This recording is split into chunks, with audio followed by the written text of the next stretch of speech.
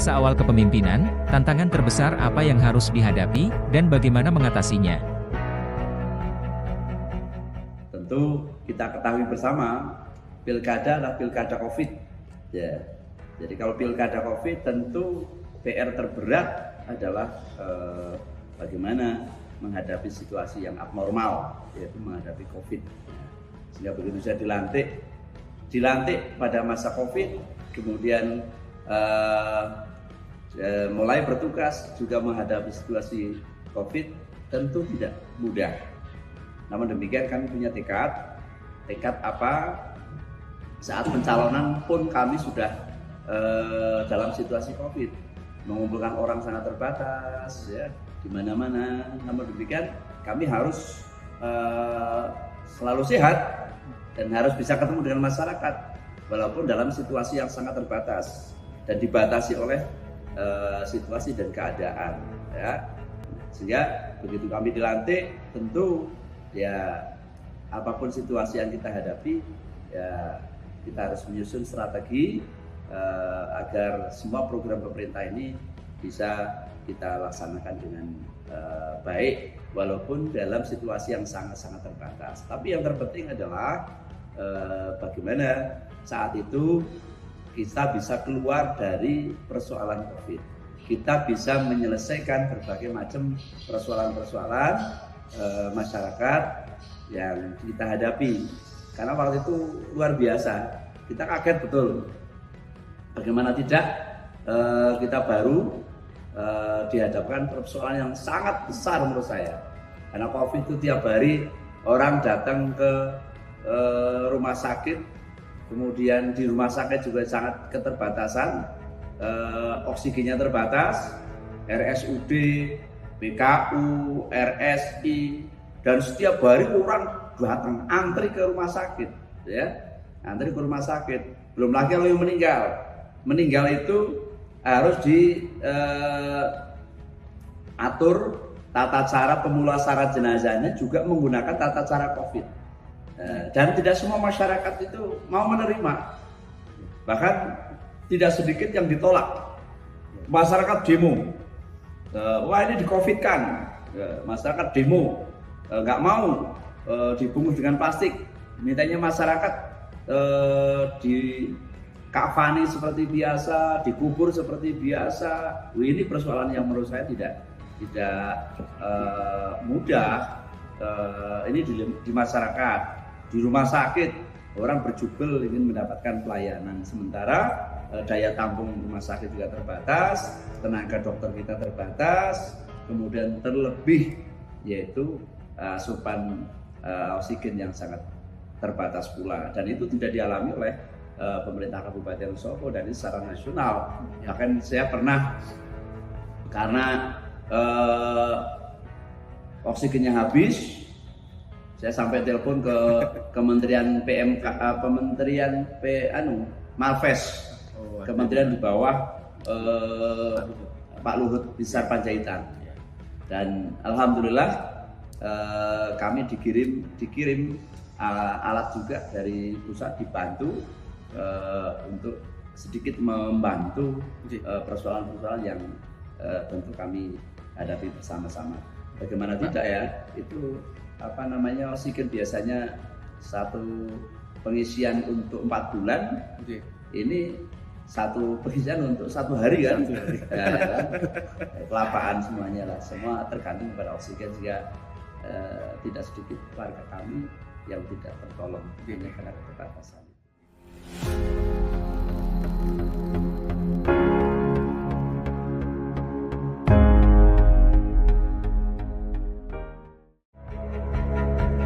Dalam masa awal kepemimpinan, tantangan terbesar apa yang harus dihadapi, dan bagaimana mengatasinya?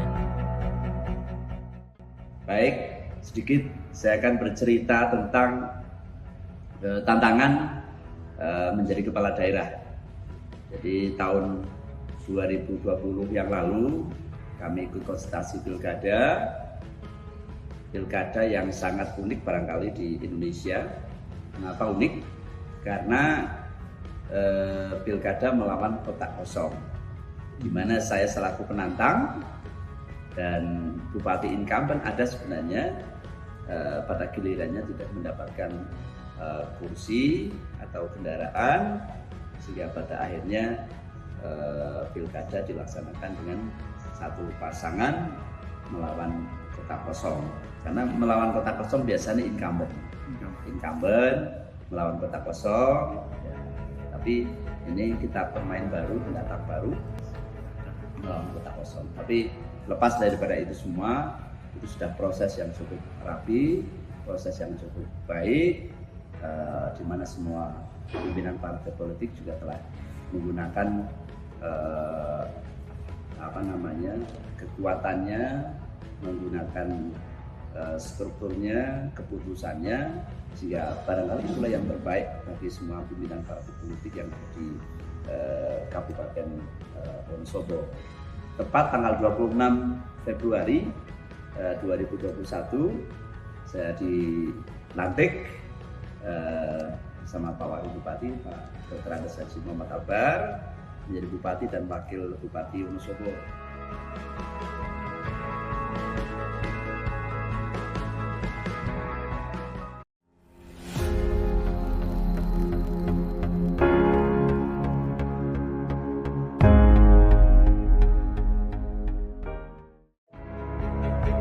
Bagaimana persiapan Bapak menjelang Pilkada 2024? Ya, kalau Pilkada kita sudah mulai komunikasi lah, bangun komunikasi dengan pimpinan partai politik, karena tanggal 24 kalau nggak salah Agustus kan sudah mulai pendaftaran, sehingga mau tidak mau bulan Juli ini harus sudah dipersiapkan dengan matang.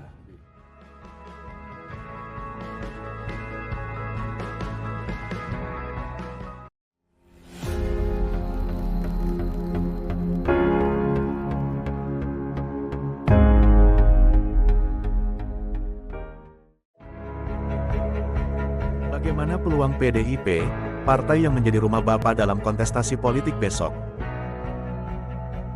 Ya, alhamdulillah PDI Perjuangan sudah punya kursi 13. Artinya kalau mengajukan sendiri sudah bisa. Ya. Sehingga apakah kami cukup dengan kursi 13? Tidaklah. Ya. Saya sampaikan bahwa setelah saya 3 tahun menjabat ini, persoalan yang kita hadapi di Wonosobo cukup besar. Kita sudah maksimal saja, ya, tenaga, pikiran, kebijakan, tetap masih banyak yang belum tersentuh. Kami menyadari masih banyak jalan-jalan kami yang rusak, belum tersentuh kebijakan. Kenapa? Karena anggaran sangat terbatas. Nah, tidak hanya itu, tentu faktor-faktor lain, persoalan lain. Sehingga kami ajak ke pimpinan partai politik bahwa untuk membangun bangsa ini kita tidak bisa sendiri.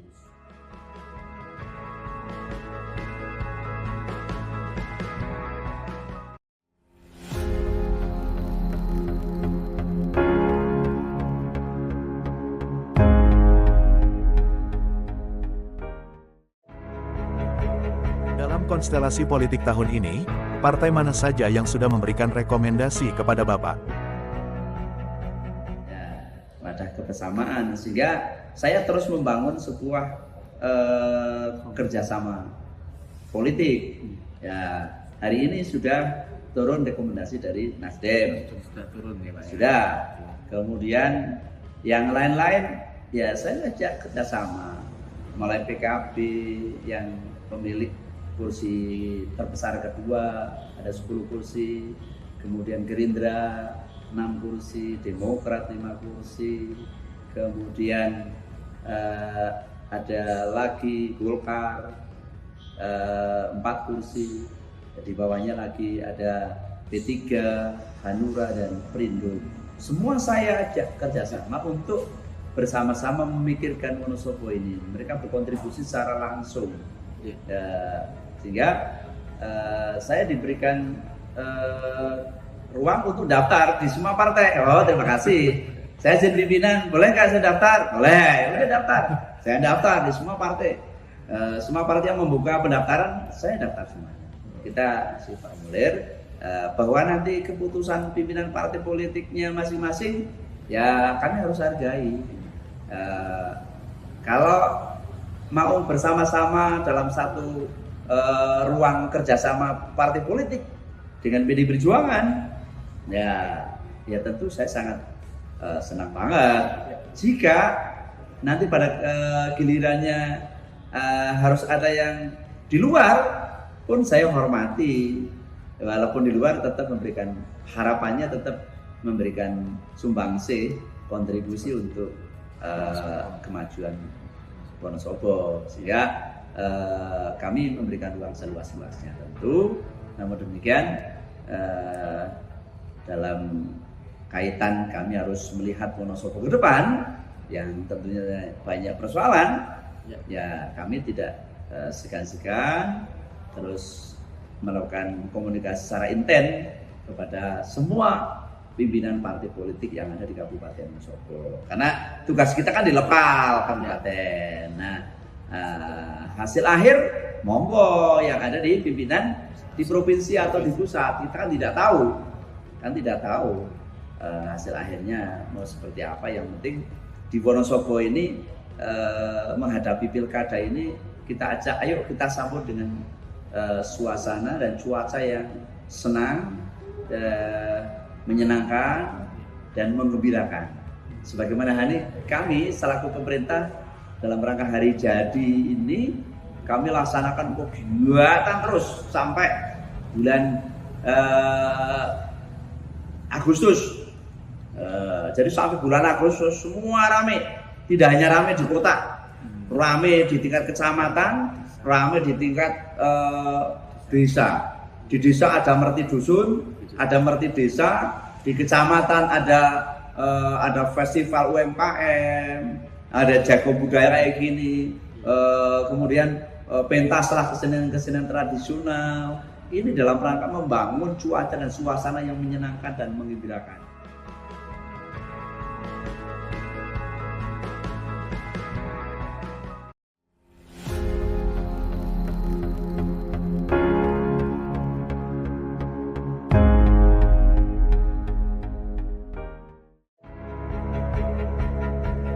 Apa prioritas Bapak jika diberikan amanah lagi dari masyarakat Wonosobo? Ya, kalau saya diberi amanah lagi untuk melanjutkan, tentu 3 tahun menjabat sudah kami pelajari, sudah banyak sisi-sisi yang memang untuk kami lakukan berkelanjutan. Karena kepemimpinan itu ya berkelanjutan, program itu ya berkelanjutan, sehingga tidak ada ganti bupati, ganti kebijakannya berkelanjutan. Tentu kami akan menuntaskan PR-PR yang belum tuntas. Apakah puas dengan kenaikan angka kemiskinan dari ranking 35 sampai sekarang ranking 33? Belum, masih jauh dari harapannya. Sehingga target kami bagaimana mengantarkan Wonosobo paling tidak ke 10 besar provinsi untuk penanganan kemiskinan, sehingga Kabupaten Wonosobo tidak termiskin lagi tapi bisa naik paling tidak 10 besar di tingkat provinsi Jawa Tengah. Sekalipun dalam hal tata kelola pemerintahan kami sudah 10 besar, namun kemiskinannya belum. Nah, sehingga ini PR pertama. Yang kedua, masyarakat hari ini masih merasakan jalan-jalan yang rusak di Kabupaten Wonosobo, karena terbatasan anggaran, sehingga ini menjadi tantangan bagi kami. Di PR selanjutnya adalah bagaimana kita ingin mewujudkan jalan-jalan di Kabupaten Wonosobo itu baik, ya, jalan Maer, mewujudkan jalan Maer, jalan Maer, ya moga-moga rezeki ini seluruh masyarakat ya tambah berkah. Ya, jalan ini menjadi prioritas kami. Kemudian bagi anak-anak muda di Wonosobo, kami sudah merintis membangun sports center, jadi stadion di Wonolelo. Tentu stadion itu belum berfungsi secara maksimal karena baru dianggarkan dalam kurun waktu 2 tahun terakhir ini. Ini tentu membutuhkan anggaran yang tidak sedikit ke depannya. Ini juga prioritas. Nanti di periode kedua GOR ini harus selesai, sports center di Wonosobo harus selesai, sehingga anak-anak muda kita yang kemarin PSIB sudah masuk Liga Nasional, Liga 3 Nasional, harapannya besok kalau sudah punya sports center, punya GOR, ya bisa eksis lah, kalau punya tempat sendiri. Ya. Dan masih banyak program-program lain. Kita punya PR stunting ini perlu juga perlu rumusan intervensi yang strategik untuk cepat menurunkan angka stunting di Kabupaten Wonosobo.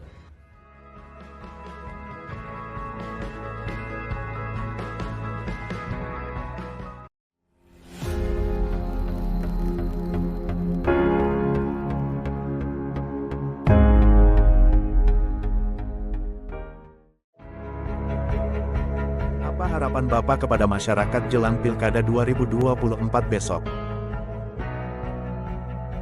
Sehingga begitu masuk pilkada, masyarakat happy.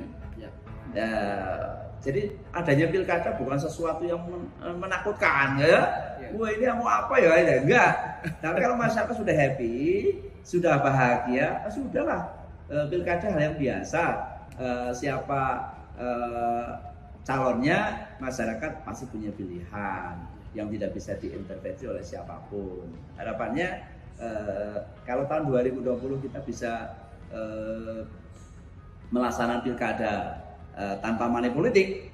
Nah, tahun 2020 kami akan dorong dengan pimpinan partai politik semuanya, mari kita wujudkan pilkada tahap kedua di tahun 2024 zero money politik. Nah, sebagaimana sosialisasi yang dilakukan oleh KPK. Kemarin Rosso bis KPK di Wonosobo juga terakhir dikampanyekan senam anti serangan fajar. Harapannya pilkada 2004 harus zero money politik. Masih satu paket ya? Ya, persoalan 1 atau 2 yang penting di lapangan zero money politik. Ya.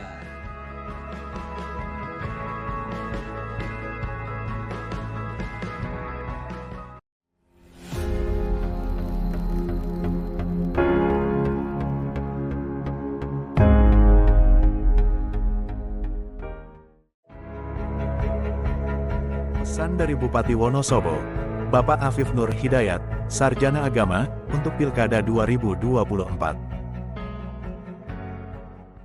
Oke, terima kasih. Bismillahirrahmanirrahim. Mudah-mudahan kita sambut Pilkada tahun 2024 dengan riang gembira, dengan sukacita, sehingga Pilkada ini ramah dan menyenangkan bagi seluruh masyarakat Wonosobo. Harapannya seluruh masyarakat Wonosobo akan terpanggil untuk hadir di TPS, menentukan pilihan yang tepat untuk Wonosobo ke depan lebih maju dan lebih sejahtera. Terima kasih. Wassalamualaikum warahmatullahi wabarakatuh.